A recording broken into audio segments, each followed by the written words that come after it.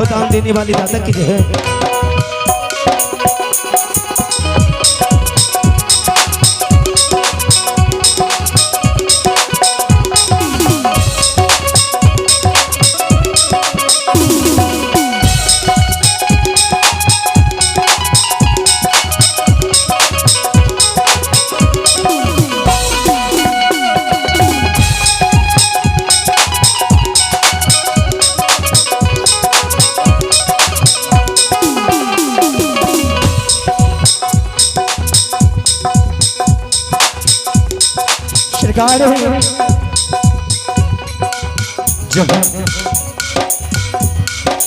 बाबूजी